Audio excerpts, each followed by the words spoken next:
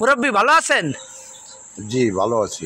আচ্ছা, আপনি তো ইতিমধ্যে আসলে এমন একটা কথা বলেছেন এই যে আসিয়াকে নিয়ে, যে আসলে সবাই আপনার কথায় অনেক সন্তুষ্ট হয়েছে। তা আপনার এই যে সন্তুষ্ট হওয়ার কথা, সন্তুষ্ট হবে না কেন? আচ্ছা শোনেন, এই যে আসিয়া এই যে জ্ঞান ফিরেছে, আসিয়া মোটামুটি সুস্থ আছে, হ্যাঁ আপনার কেমন লাগছে শুনে?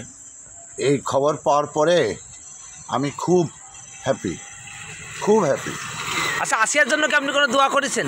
আসিয়ার জন্য আমি দোয়া করব না মানে সবসময়ের জন্য দোয়া করি যে মেয়েটা সুস্থ হয়ে আবার আমাদের মাঝে ফিরে আসুক, নতুন করে নতুন জীবন শুরু করুক।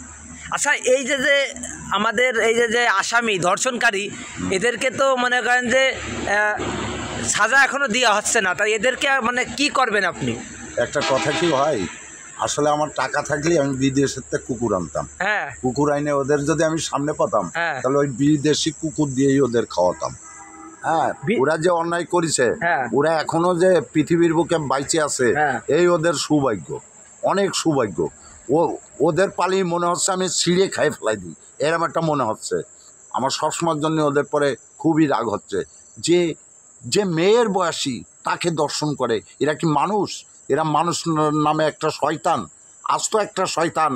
এরা যে এখনো দুনিয়ার পরে বাইচে আছে, এইটাই আমার ভাবতে অবাক লাগতেছে, অনেক অবাক। এরা তো এই যে জেলখানায় যাবে, জেলখানায় গেলে তো এরা ভালো মন্দ খাবে দাবে ঘুমাবে। আরে জেলখানায় যাবে, জেলখানায় ভালো মন্দ, এদের সরকার তাড়াতাড়ি ফাঁসি দিয়ে দিক, তাও জনগণকে জানাই ফাঁসি দিক, যে যাতে আর এমন কাজ কোনো ব্যক্তি করতে না পারে।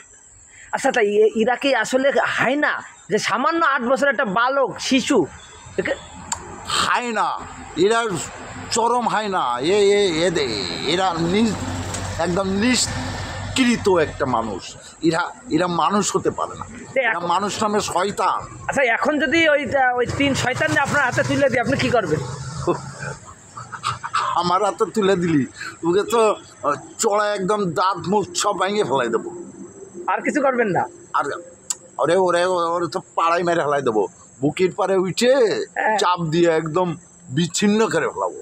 আচ্ছা, এখন ঘটনা হলো কি, এই যে যে আসিয়ার জ্ঞান ফিরেছে, তাই এখন ওর জন্য আপনি এখন কি চাচ্ছেন? ও কি পরিপূর্ণ সুস্থ হয়ে আবার বাড়ি ফিরুক?